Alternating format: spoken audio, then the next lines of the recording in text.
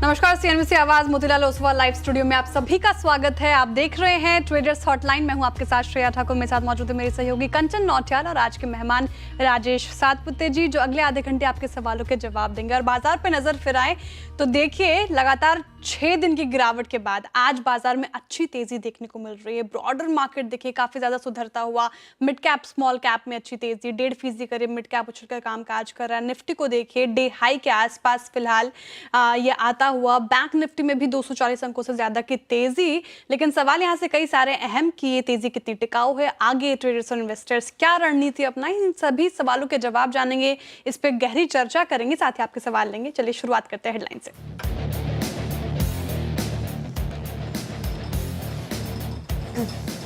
लगातार 6 दिनों की गिरावट के बाद बाजार में खरीदारी। निफ्टी 100 पॉइंट से ज्यादा चढ़कर 23,150 के पार। बैंक निफ्टी में भी बढ़त। मिड कैप और स्मॉल कैप ने भी ली राहत की थोड़ी सांस।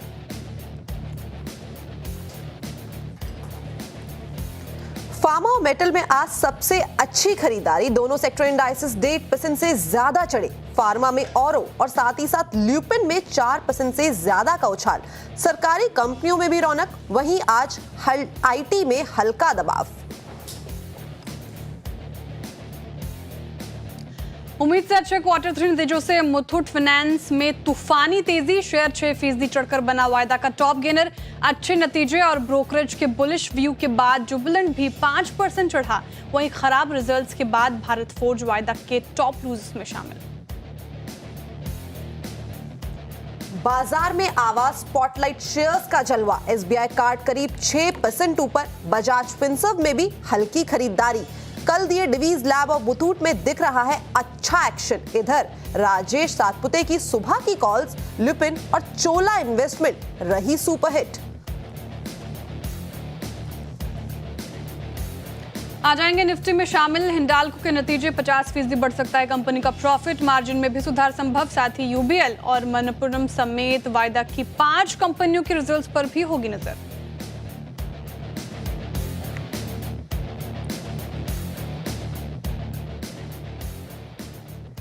तो हफ्ते का चौथा कारोबारी दिन कल ही हमने देख लिया था कि बाजार में वापस से एक रिकवरी के सिग्नल हमें सेकेंड हाफ में दिखाई दिए थे और वही रिकवरी आज भी बाजार में सस्टेन होती हुई दिखाई दे रही है।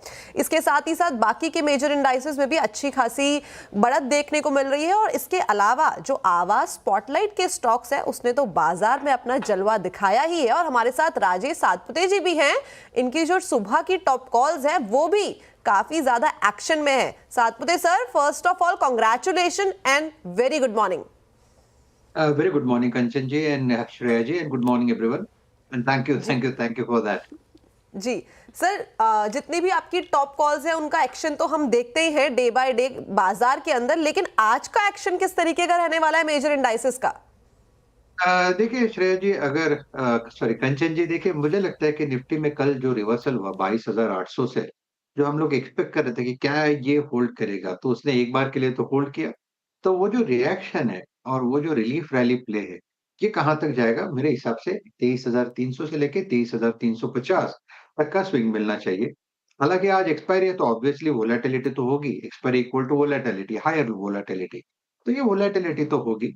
रही बात सपोर्ट की, तो मुझे लगता है देखिए जो स्विंग है उस हिसाब से देखिए 23,100 का सपोर्ट होगा, यानी करंट लेवल से 40-50 पॉइंट का एक डिप आ सकता है। वो एक बाइंग अपॉर्चुनिटी होगी और जो हमें प्रॉफिट टेकिंग करना है वो 23,300 23,350 के ट्रेजेक्टरी में होगा। तो ये इसका ओवरऑल जो निफ्टी का रिलीफ रैली का स्ट्रक्चर है वो फिलहाल तो मुझे इस तरह से दिखता है। और सबसे बड़ी बात ये जो मैंने लेवल्स बताए ये स्पॉट लेवल है, not future levels. Spot level not future level. देखिए लेवल्स का ध्यान रखिएगा। और वोलेटिलिटी अभी फिलहाल देखने को मिल सकती है बाजार में, क्योंकि एक्सपायरी का भी दिन है तो वहां पे भी खासी नजर बना के रखेंगे। लेकिन 23,100 का सपोर्ट है और 23,300 से 23,350 ये इंपॉर्टेंट लेवल्स आपको ध्यान देने होंगे। चलिए अब आगे बढ़ते हैं और फटाफट से हम अपने कॉलर्स के साथ जुड़ते हैं। लेकिन उससे पहले मैं अपने दर्शकों को बता दूं कि ट्रेडर्स हॉटलाइन में कैसे आप सवाल पूछे। तो अभी आपके स्क्रीन पे दिख रहा होगा व्हाट्सएप नंबर 704522 और 0000। इन नंबर पे आप कॉल करें, अपने सवाल पूछें। चलिए अब आगे बढ़ते हैं और हमारे साथ जुड़ रहे हैं सबसे पहले कॉलर हैदराबाद से अशोक कुमार जी हमारे साथ जुड़ रहे हैं। Ashok Kumar ji, very good morning sir, आपका सवाल। अशोक जी से शायद राब्ता नहीं हो पा रही, लेकिन इनका सवाल मैं पढ़ देती हूँ। टाटा मोटर्स पे इनका सवाल है, 300 शेयर्स हैं इनके पास और क्या करना चाहिए, ये सवाल है। शायद नहीं, टाटा मोटर्स के 50 शेयर्स इनके पास, 970 की खरीद है टाटा मोटर्स की। देखिए टाटा मोटर्स पे काफ़ी ज़्यादा सवाल आते हैं। 970 की खरीद, 282 के मतलब लॉस में, पर शेयर के लॉस में चल रहे हैं। 50 शेयर्स इनके पास टाटा मोटर। क्या लग रहा है राजेश जी, चार्ट्स पे स्ट्रेंथ नजर आ रहे हैं? हम डेली ही डिस्कस करते हैं स्टॉक को, क्या करना चाहिए इनको? मुझे लगता है ऑलमोस्ट हर शो में हम टाटा मोटर्स पे डिस्कशन होता है। देखिए टाटा मोटर्स का वही मेरा व्यू है। 640 650 ये इसका सपोर्ट है और मुझे लगता है कि इसके नीचे नहीं जाएगा। हालाँकि अगर आप कल की वोलेटिलिटी भी देखें, तो टाटा मोटर ने 670 के आसपास का कुछ लो बनाया था। तो लगता है कि अभी यहाँ पे ये हो गया। अभी यहाँ से लोअर साइड का आपको कह सकते हैं ये एक्यूमुलेशन ज़ोन में सिट करे टाटा मोटर, वो 650। अगर आप चाहें तो यहाँ पे 50 स्टॉक्स फिर से ऐड करें, यानी टोटल आपका 100 हो जाएगा टीटी। टाटा मोटर की अगर रैली करंट लेवल से अगर हम सही ठहरे, तो इसका टारगेट मेरा 800 से लेके 850 का है, जहाँ पे आप प्रॉफिट बुकिंग कर सकते हैं। 800 से लेके 850 तक यहाँ पे टारगेट दिख रहे हैं फिलहाल अभी इस लेवल पे, और 50 स्टॉक्स आप ऐड कर सकते हैं। एक और सवाल इनका इरकॉन के ऊपर था। देखिए इसमें तेजी देखने को मिल रही है, 1.5% 171 के लेवल पर कारोबार करता हुआ। और इनकॉर इंटरनेशनल देखिए 1 महीने में 6% टूटा है, 6 महीने में भी निराशा हाथ लगी है। लेकिन क्या राजेश जी अब से यहाँ पे थोड़ी स्ट्रेंथ नजर आ रही है चार्ट्स में, या फिर अभी भी अवॉइड है? देखिए, मुझे लगता है लास्ट टाइम भी हमने इरकॉन पे बात की थी, तब भी मैंने कहा कि इसका ट्रेंड वीक है और जब हमने बात की थी तब ये 200 था, कल इसका लो 160 का है। देखिए, तो मुझे लगता है कि ये काउंटर का स्ट्रक्चर इस तरह से है कि ये हायर जहाँ-जहाँ उछाल मिले वहाँ-वहाँ पे एग्ज़िट हो रही है। तो ओवरऑल इसका स्ट्रक्चर इतना प्रॉमिसिंग नहीं है कि हम क कहें कि आप इसमें होल्ड करें। फिलहाल तो मैं यही कहूँगा कि एक स्विंग अगर आपको मिले 191 और 200 के आसपास, तो एग्ज़िट करना ज़्यादा मैं प्रेफ़र करूँगा। क्योंकि काउंटर में फिलहाल तो वो दम नहीं है कि आप इसको रखें। शॉर्ट टर्म का अगर आप व्यू रखें तो एक पुल बैक मिले 160 के स्टॉप लॉस के साथ बने रहे और जैसे मैंने कहा 190 200 this is an exit point. Okay, 200 के स्विंग के पास एग्जिट की सलाह इरकॉन में और साथ ही साथ टाटा मोटर्स पे हमने राय ले ली है सातपुते सर की। आगे बढ़ा जाए और अब सीधा चलते हैं मिर्जापुर। पवन जी जुड़े हैं मिर्जापुर से हमारे साथ। पवन जी नमस्कार। ओके, नाम में शायद से मेरे से गलत हो गई है। रामलाल जी हमारे साथ जुड़े हैं। मैं सिलीगुड़ी से बोल रहा हूँ। ओके जी, आपका सवाल पूछिए सर। मेरे पास बीपीसीएल है, एनएचपीसी है और बैंक ऑफ बड़ौदा, इसमें क्या करना चाहिए? इस बहुत लॉस लग रहा है, इसमें क्या एवरेज करें या नहीं? किस लेवल पे आपने खरीदारी की है पहले आप वो बता दीजिए प्लीज। वो 300 कुछ रुपए में तो वो आपको भेजा हुआ रेट एक ही भेजा है आपने, बीपीसीएल का भेजा है 348 का, उसके अलावा जो आपने शेयर्स खरीदे सब में लॉस है। ठीक है, शुरुआत बीपीसीएल के साथ करते हैं सातपुते सर। 348 की इनकी बाइंग है बीपीसीएल में, यानी कि करीब करीब 90 रुपीज पर शेयर यहाँ पे लॉस आता हुआ दिखाई दे रहा है। क्या करना चाहिए बीपीसीएल में? देखिए बीपीसीएल का अगर आप स्ट्रक्चर देखें तो जो करेक्शन शुरू हुआ था वो 380 से शुरू हुआ और ये 240 तक गिरा। 240 242 ये इसका 100 डेज का एक स्ट्रक्चर है। 100 वीक्स का स्ट्रक्चर है, 200 वीक्स का स्ट्रक्चर है। तो आप कह सकते हैं कि इतनी बड़ी जो रैली थी उसका ये इंटरमीडिएट करेक्शन है।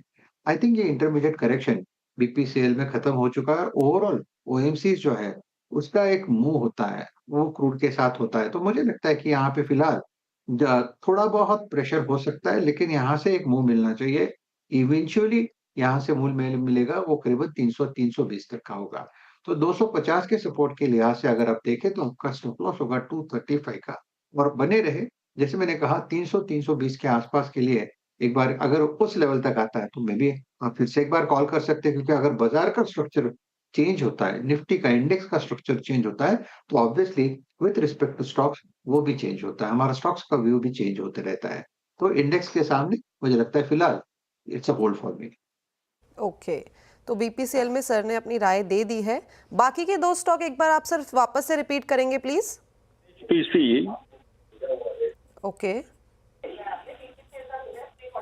ठीक है सातपुते सर, बाकी के दो स्टॉक में भी ये लॉस में ही है।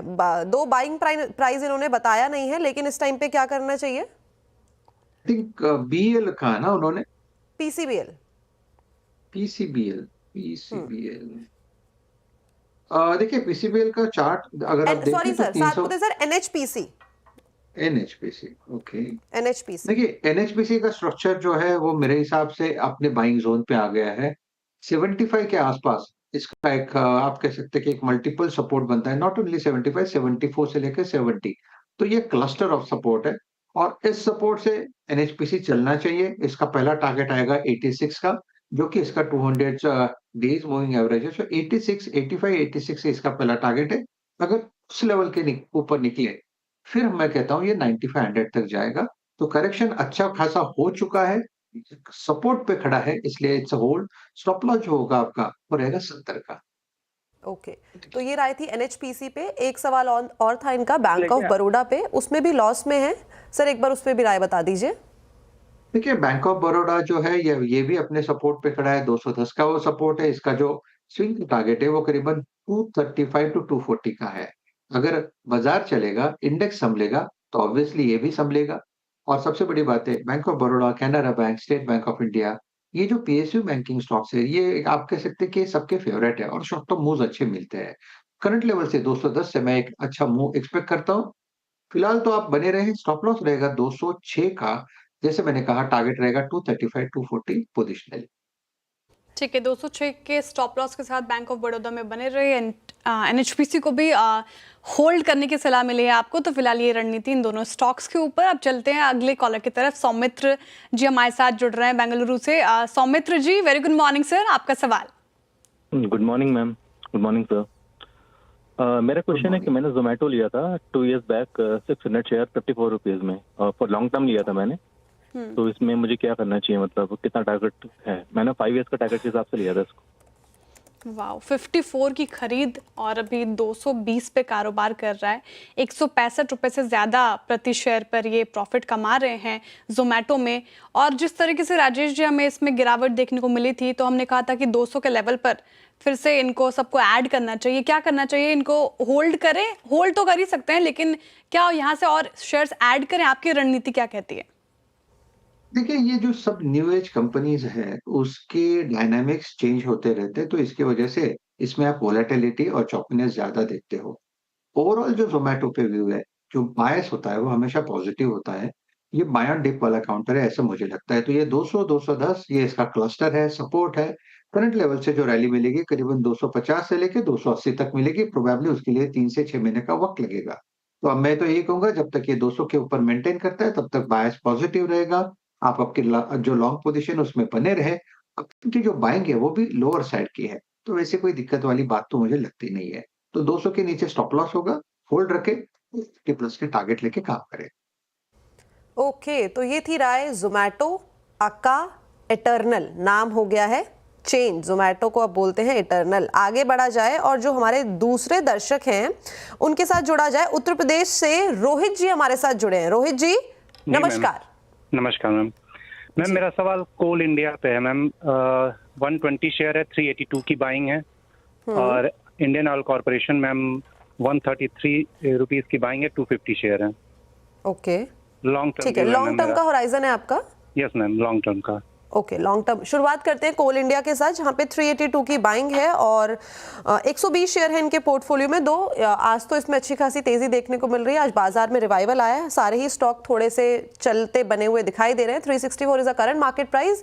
लेकिन अगर इसके नतीजों की बात करी जाए तो नतीजे इतने ल्यूक्रेटिव Q3 में दिखाई नहीं दिए कंपनी के चारों ही फ्रंट्स में। Whether it's EBITDA, operating numbers, या तो नेट प्रॉफिट या तो कंपनी का रेवेन्यू, ये गिरता हुआ नजर आया। जो प्रोडक्शन का नंबर भी आया था दिसंबर का, जनवरी का, उसमें भी एक गिरावट देखने को मिली है। सातपुते सर, आगे की ट्रेजेक्टरी कोल इंडिया की किस तरीके की दिखाई दे रही है टेक्निकल चार्ट्स पर?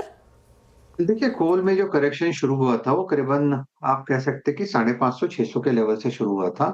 वेरी प्रिसाइज, एक मिनट, मैंने जो लेवल बताया था, लेट मी चेक, या 541, तो 550 पकड़ो। तो 550 से करेक्शन शुरू हुआ था, वो करीबन 350 तक का करेक्शन है। तो एक इंटरमीडिएट करेक्शन कोल में खत्म है।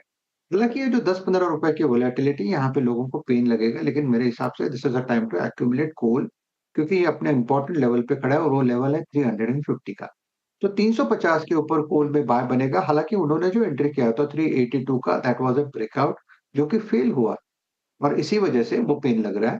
तो ब्रेकआउट फेल हुआ लेकिन फिर भी स्ट्रक्चर में कोई डेंट नहीं है। 350 के नीचे स्टॉप लॉस होगा। इसका पहला रेजिस्टेंस आएगा 388 का, वो सरपास होता है तो 400 425 440 तक का मूव मिलना चाहिए। तो काउंटर अच्छा है, it's a hold for me. Okay, coal India में होल्ड की सलाह है सर। एक बार ऑयल इंडिया का चार्ट भी देख लीजिए। दो काफी लोअर लेवल से इन्होंने होल्डिंग बनाई हुई है अपनी ऑयल इंडिया में। 133 रुपए की खरीद है, 250 शेयर्स है इनके पोर्टफोलियो में। लेकिन अगेन अगर हम फंडामेंटल चेक देखें यानी कि नतीजों की बात करें डायरेक्टली, तो Q3 में यहाँ पे भी नतीजे हमें थोड़े से ड्रैग डाउन होते हुए दिखाई दिए हैं। चारों ही फ्रंट में जो मेजर फ्रंट्स है, नेट प्रॉफिट, रेवेन्यू, एबिटा और मार्जिन, यहाँ पे एक गिरावट हमें देखने को मिली है। अब क्या करना चाहिए सर? आई थिंक जैसे कोल का पैटर्न है, जैसे ओएनजीसी का पैटर्न है, जैसे ये जो नवरत्न कंपनीज है, इनके जो पैटर्न है ये सब ऑलमोस्ट सेम है। इसमें जो करेक्शंस है वो इंटरमीडिएट करेक्शन मेरे हिसाब से खत्म हो चुका है। अगर ऑयल इंडिया इन पर्टिकुलरली बात करें तो 400 का सपोर्ट है, 400 410 में ये एक्यूमुलेशन हो रहा है। यहाँ से रैली मिलेगी करीबन 470 तक। 470 क्या है, इसका 200 डीएमआ है। तो ये फिलहाल ये कंप्लीटली आप कह सकते हैं ओवरसोल्ड, ओवरस्ट्रेच है। तो करंट लेवल से अगर रैली मिलती है तो 460 470 का पहला टारगेट होगा।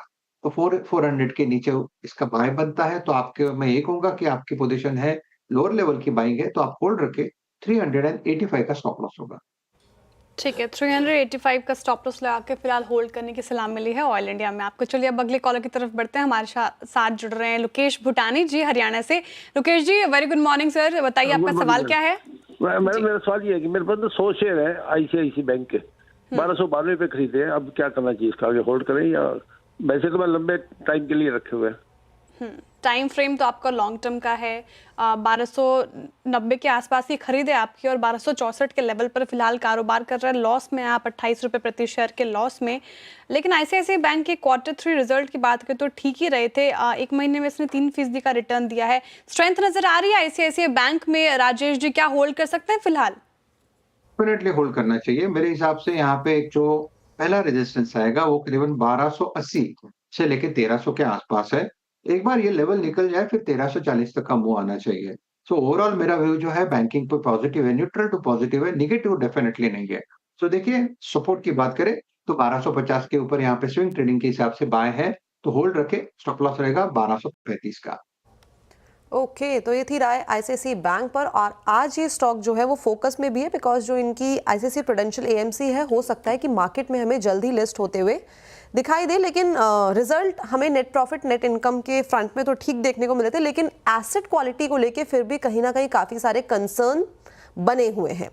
चलिए आगे बढ़ा जाए और जो हमारे अगले दर्शक हैं वो मुंबई से हमारे साथ जुड़े हैं, Sajid ji. Sajid ji good morning. Good morning ma'am ji, आपका सवाल? मैम मैंने 408 शेयर्स लिए हैं मेट्रोपोलिस के। Okay, at the price of 1881। तो मुझे जस्ट जानना था कि होल्ड करना चाहिए या सेल कर देना चाहिए। मेरा शॉर्ट टर्म का प्रोस्पेक्ट है। शॉर्ट टर्म कितना? 4 से 5 महीने, इससे भी कम? Probably 3 month. Okay, probably 3 month. ठीक है, बाइंग प्राइस से तो काफ़ी ज़्यादा ऑलरेडी ये करेक्ट हो गया है। मेट्रोपोलिस 1740 के आसपास ये ट्रेड कर रहा है और इस टाइम पे अगर इसके नतीजे देखें, नतीजे दो हमें सही देखने को मिले थे, लेकिन मार्जिन जो है वो वापस से अपने फ्लैट साइड में बने हुए थे। बट बाइंग प्राइस से करेक्शन आ गई है, ये सही बात है। सातपुते सर, 3 महीने अगर हम देखें तो क्या वापस से 1900 तक के लेवल्स वापस से आते हुए दिखाई दे रहे हैं? देखिए मेरे हिसाब से फर्स्ट मैं स्टॉप लॉस बोलूंगा। देखिए स्टॉप लॉस इसका बनता है करीबन 1680 का। 1680-85 के ट्रेजेक्टरी में स्टॉप लॉस होगा। होल्ड रखें। यहाँ से अगर बाजार सुधरता है, जो हम लोग व्यू लेके चल रहे कि बाजार थोड़ा सुधरेगा क्योंकि ओवरसोल्ड है, तो यहाँ से आपको पहला एक लेवल मिलेगा 1880 का। अगर वो निकल जाए तो 1950 तक का मूव मिलेगा। हमने शॉर्ट टर्म की बात की, जो 2-3 महीने के हिसाब से आपने आपको रखना है, तो एक स्टॉप लॉस जो मैंने आपको सजेस्ट किया उस स्टॉप लॉस के साथ बने रहे और स्विंग में इस पोजीशन से निकाल दे, पोजीशन में एग्जिट कर ले। क्योंकि ये देखिए ये काउंटर जो है मेट्रोपोलिस या लाल प्लाट, ये स्विंग ट्रेडिंग के लिए बेहतर होता है। यहाँ पे अगर आप थोड़े अटक जाते हो तो ये पेन भी दिखाता है। तो स्विंग ट्रेडिंग के हिसाब से फिलहाल तो स्टॉप लॉस के साथ बने रहे। ठीक है, स्विंग ट्रेडिंग के हिसाब से स्टॉप लॉस के साथ बने रहे। मेट्रोपोलिस हेल्थ में फिलहाल ये रणनीति आपके लिए आती हुई। चलिए इसी के साथ रुक एक छोटे से ब्रेक के लिए, लेकिन आप कहीं मत जाइए। अब ब्रेक के उस पार आपके सवालों का इंतजार। तो एक बार फिर से स्वागत है आप सभी का ट्रेडर्स हॉटलाइन में। आइए अब बात करते हैं ग्रोथ कोड की, जो ग्रो और सीएनबीसी आवाज की एक खास पहल है और इसके थ्रू हमने आपको इन्वेस्टमेंट की बारीकियों और प्रभावी ट्रेडिंग रणनीतियों से रूबरू कराया है और अब हम इस सफर के अंत की ओर बढ़ रहे हैं। इस हफ्ते प्रशांत नायर ने सेबी के होल टाइम मेंबर अनंत नारायण से बात की है और जाना है कि इन्वेस्टर्स को रिस्क और रिटर्न पर फोकस करना क्यों जरूरी है।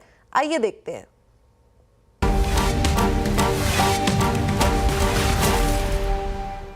In a phase like this, everyone chases returns, right? I mean, that's the number one agenda, absolute returns, how much can you make, etc. But there is also risk involved in the journey of making those returns, which we don't really talk about at all. I mean, very, very little. Your perspective on it and how important is it to look at risk-adjusted returns in that sense? You're right. We tend to focus on returns, which is a measurement of where you started from and where you ended at. So the A to B, you're just defining those 2 points. The risk element is really how was your journey as you move from A to B? How bumpy was it? How smooth was it? And the reality is it's an independent variable that impacts us. Return is one element, but how your journey was is also crucially important for all of us. Now, you often hear people giving advice that don't worry about the ups and downs. Look at the end points and see you get this annualized, 10%, 15% returns from different asset classes. But the practical reality is all of us have a certain risk tolerance. And when you see volatility, when you see big jumps up and down, you do go through an emotional roller coaster. Absolutely. And you should have the ability to absorb that. So I think it's crucially important that we start to, as investors, as long-term investors, we start to internalize the concept of risk. We start to measure what is our risk appetite, and it's a very individual number. I cannot answer for you and you cannot answer for me as to what our respective risk appetite ought to be or should be. It is a unique experience based on where we come from. And once you know what your risk appetite is, you've got to create an investment portfolio that mirrors that risk.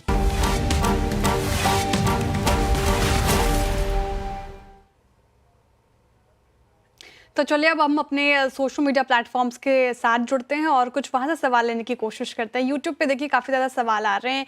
Kotak Mahindra bank का chart रखिए screen पर। इस particular counter में हम आज सुबह भी बात कर रहे थे, अच्छी तेज़ी आज के सेशन में देखने को मिल रही है। देखिए 2% करीब तेज़ होता हुआ 1979 के लेवल पर कारोबार कर रहा है। ये स्टॉक कल भी हम डिस्कस कर रहे थे, गिरते हुए बाजार में भी 52 वीक के हाई के आसपास ये काम करता हुआ और ब्रोकरेजेस भी बुलिश काफ़ी नज़र आए। आरबीआई बिजनेस रेस्ट्रिक्शंस हटाने के बाद इसमें तेज़ी देखने को मिली। अब कंपनी जो है वो क्रेडिट कार्ड मुहैया करवा पाएगी, उसको लॉन्च को लेकर बहुत ही अग्रेसिवली काम करेगी, ऐसा ब्रोकरेजेस हाउस भी मान के चल रहे हैं। लेकिन जो शेयर होल्डर्स हैं, जिन पोर्टफोलियो में जिनके पास कोटक महिंद्रा बैंक है, वो क्या करें? राजेश जी, चार्ट्स में स्ट्रेंथ नज़र आ रही है अभी, जिनके पास है वो होल्ड करें और जिनके पास नहीं है क्या वो खरीदारी कर सकते हैं फिलहाल?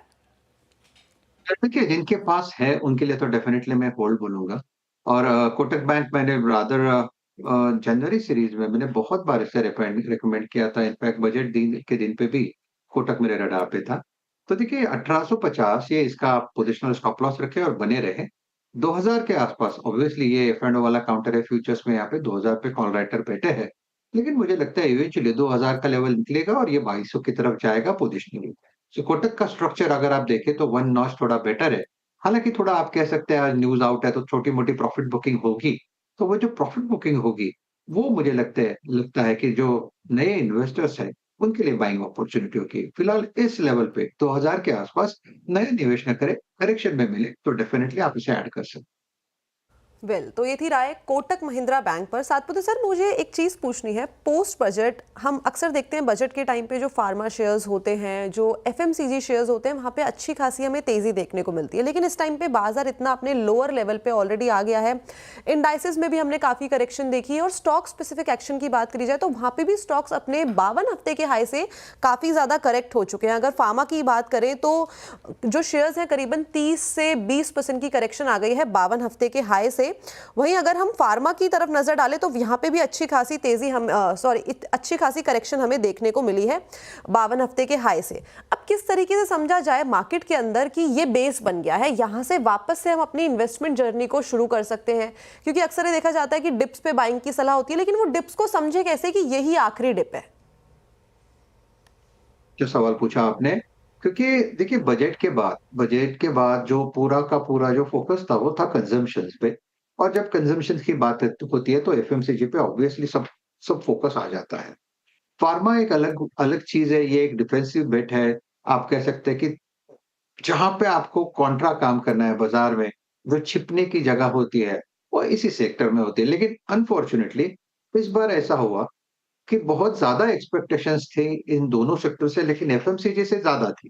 तो एफएमसीजी में जो है वो बिकवाली ज्यादा थी, फार्मा उतना बिका नहीं।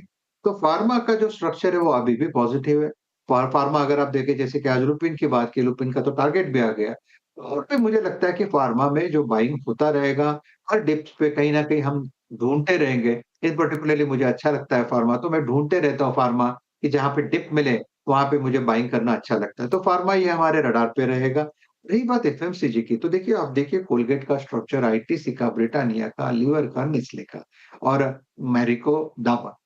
लेकिन ये जो हम लोग कोलगेट की बात करते हैं, लीवर की बात करते हैं, I think they are extremely oversold at this level. तो अगर छोटा भी हल्का भी पॉजिटिव मूव शुरू होता है तो करंट लेवल से एक अच्छा खासा मूव मिलेगा।